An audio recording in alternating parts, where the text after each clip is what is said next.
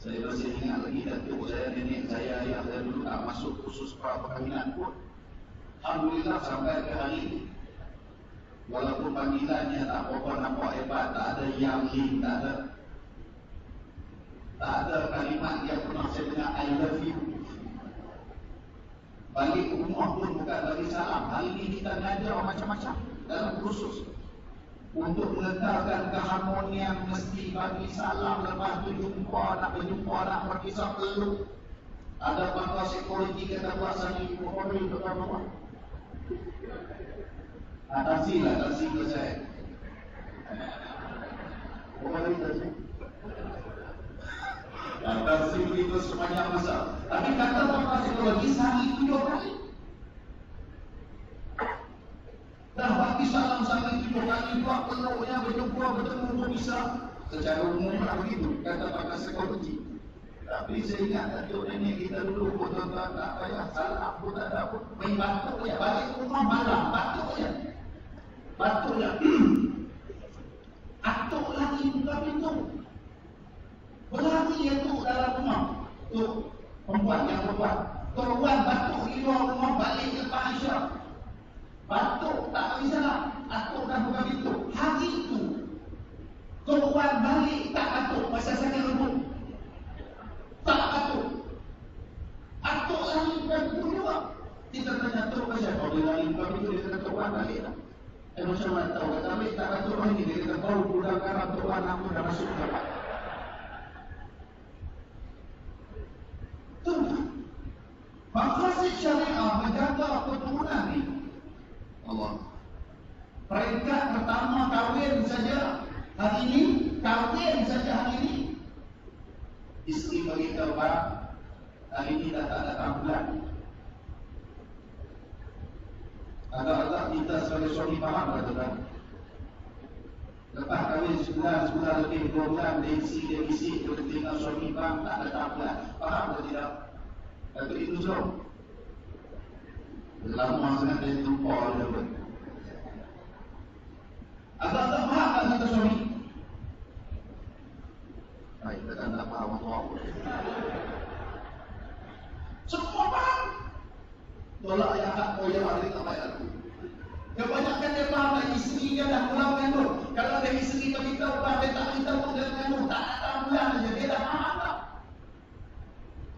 Dia dah faham? Tolak yang hak tak faham tu payah. Dia tanya orang, bulan pergi ke mana? Itu faham. Itu faham.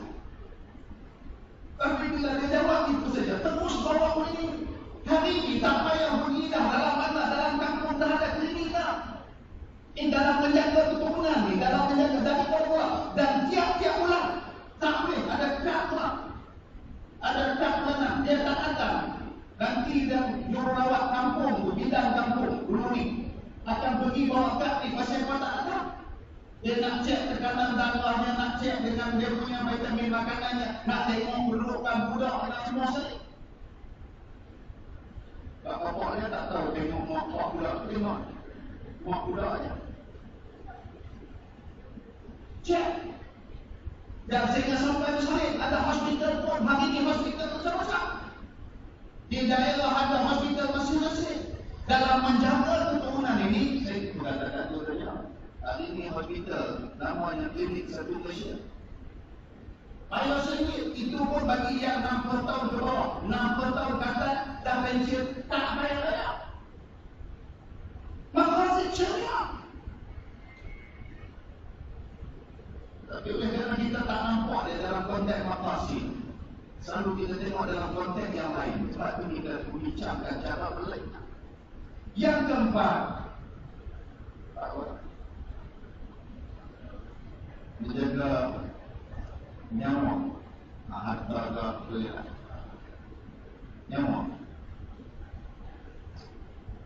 Tuan-tuan, dalam memberikan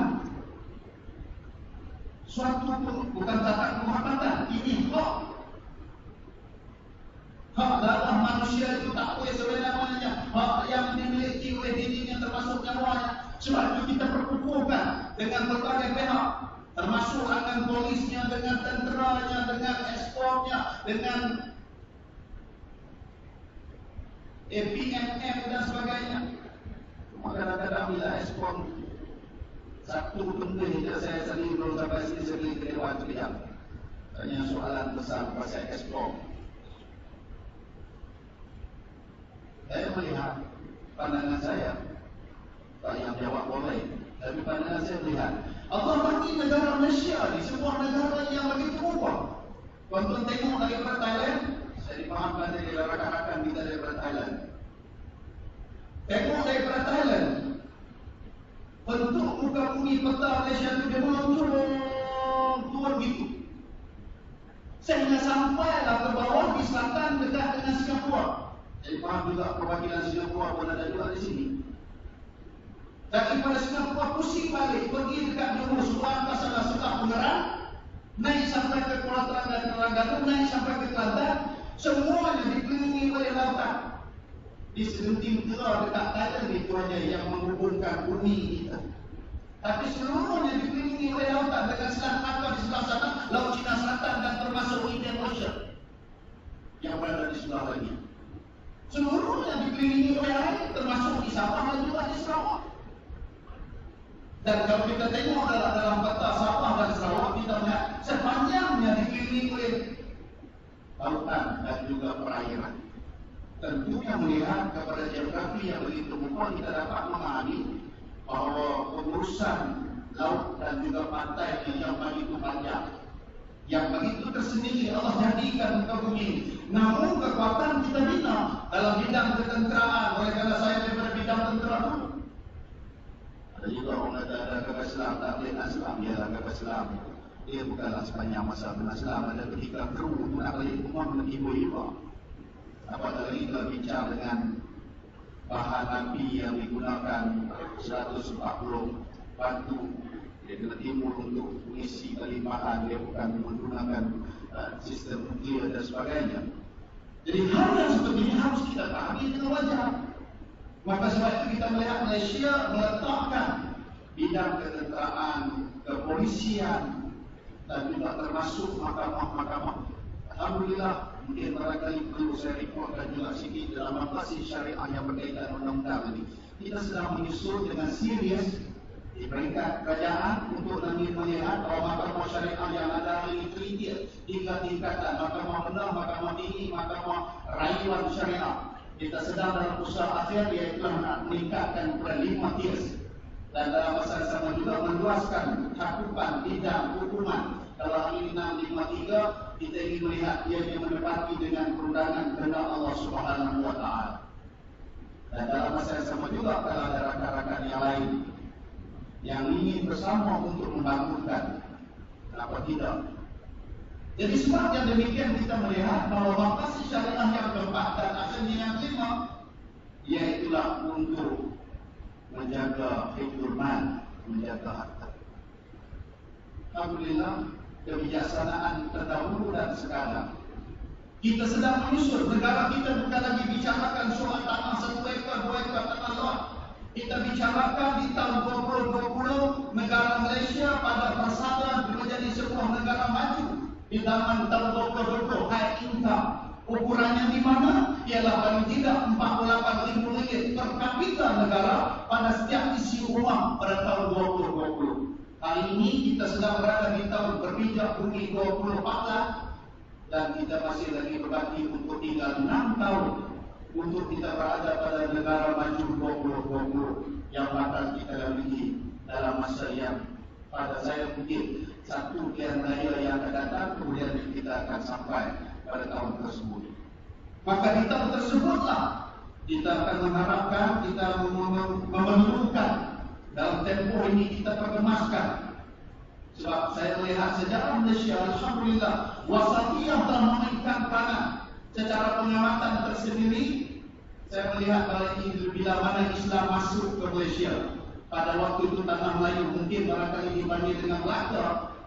Pada Melaka menerima Islam, yang kita belajar sejarah dulu 14 bila mana raja yang masuk Islam, maka rakyatnya turun masuk Islam. Bukan dengan jalan untuk berperang, bukan jalan dengan pedang, bukan jalan pemaksaan, tetapi Islam masuk ke tanah Melayu, masuk ke Malaysia. Melalui mata ada yang menyebut tentang batu bersurat Terengganu, ada yang menyebut dengan kedah lindungan tua dan sebagainya, maka kita melihat seluruh daripada kemasukan Islam dengan pendekatan yang boleh kita simpulkan ianya bersifat wasatiyah, bukan jalan peperangan. Dan begitu juga apabila kita berjalan demikian, kita menanjak menuju kepada kemerdekaan. Kemerdekaan Malaysia juga dia tidak berlaku di atas dasar untuk peperangan, bukan berlaku di atas dasar untuk yang lain, tetapi dasar yang sama. Wa kadzalika ja'alnakum ummatan wasata litakunu syuhada'a 'alan nas. Pendekatannya adalah wasatiyah. Merdeka kita bukan dalam peperangan, tetapi dengan jalan perundingan yang mengikuti Islamnya, kita mendapat kemerdekaan negara. Dan begitu juga negara kita membangun pada tempoh 50 tahun lebih ini. Bermula dengan sebagai sebuah negara yang berperdapatan sederhana rendah, berasaskan kepada ekonomi pertanian, padi dan getah pada waktu tersebut, sedikit daripada biji-biji timah, sedikit daripada lenas di pasar Johor dan sebagainya. Alhamdulillah kita menanjak keluar daripada ekonomi berperdapatan sederhana rendah, berasaskan pertanian, tanpa dengan jalan peperangan juga. Kita membelah dan memborak langkah, kita menjangkau negara berpendapatan sederhana tinggi berasaskan kepada perindustrian. Maka sebabnya demikian, insya-Allah pengalaman yang kita lalui dengan kerajaan yang telah sedia wujud dan ada pada hari ini, dengan pengalaman kita tidak bicarakan soal retorik, kita tidak bicarakan soal mimpi awangan merdeka, mensadarkan mimpi sebagainya, tetapi kita bicarakan soal kebenaran hakikat perjalanan apa yang telah kita laksanakan pada hari ini, pada hari itu, dan menuju pada tahun 2020. Inilah pengalaman kita yang juga sedang kita susun. Maka sebab itulah tuan-tuan, harapan besar kita ialah peranan kita apabila Allah serahkan, Allah berikan kepada kita tanggungjawab untuk mentadbir muka bumi ini. Inna aradna al-amanata 'ala as-samawati wal-ardi wal-jibal fa abaina an yahmilnaha wa ashfaqna minha wa hamalaha al-insan innahu kana zaluman jahula. Kita mengambil amanah ini dengan penuh kesedaran, penuh keinsafan untuk kita mentadbir muka bumi Allah Subhanahu wa taala. Bukan tujuan untuk kemegahan, bukan tujuan untuk kehebatan, tetapi kita mendengar inna aradna al-amanata 'ala as-samawati wal-ardi wal-jibal fa abaina an yahmilnaha wa ashfaqna minha wa hamalaha al-insan innahu kana zaluman jahula. Mudah-mudahan kita tak termasuk dalam kelompok yang jahil, yang zalim dalam melaksanakan amanah Allah Subhanahu wa taala ini. Disebabkan demikian, wasatiyah dalam rangka maqasid, saya ingin mengajak bermula dalam dewan forum kerja ini. Kita lah yang menggerakkan, menyusun strategi untuk kita berjiwa besar. Karena kita melihat di luar sana juga pertemuan-pertemuan dalam berbagai bidang, berbagai pentas. Di pentas politik, di pentas YouTube, di pentas Facebook, di pentas Twitter dan sebagainya. Kita melihat pertemuan yang berbagai dengan bahasa-bahasa yang begitu membimbangkan.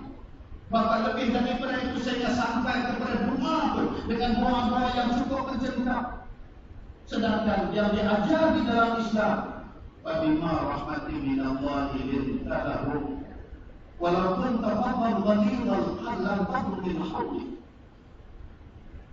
Dengan rahmat Allah itulah Allah jadikan Rasulullah memiliki akhlaknya, jiwanya, kehebatannya, karena khuluqul Quran, akhlak yang memanjang dan sampai ke langit Allah yang begitu hebat di bumi. Sehingga tak kala kena pukul di Taif, Nabi sendiri masih lagi Allahumma hdi qaumi fa innahum la ya'lamun. Bagi hidayah. Tetapi kadang-kadang kita bukan memohon hidayah, kita memohon untuk kerusakan, memohon untuk rakan kawan kita dengan berbagai gelaran, dengan berbagai doa dan sebagainya. Maka sebagai itulah tuan-tuan dan perempuan, nanti jadi satu tanya yang mampu pula kita kena buat secara banyak-banyak lagi. Di hari ini mengambil tempat satu untuk menutup majlis sahaja. Jadi akhir sekali lagi izinkan saya wakilkan ucapan syukri likulli man hadara wa syaraka fi najahi hadzal mu'tamar, khassatan dhuyufan al-kiram min kharij Malaysia wa kama uhadiu markaz al-wasatiyah Malaysia IWM wa hay'at at-tanmiyah ala aradhi Malaysia lada ala najahi fi tatbiq iqamati hadzal mu'tamar. Tuan-tuan dan puan-puan, akhir sekali izinkan saya dengan lafaz Bismillahirrahmanirrahim, saya dengan resminya menutup seminar antarabangsa ADUM pada tengah hari ini. Wabillahi taufiq wal hidayah. Wassalamualaikum warahmatullahi wabarakatuh.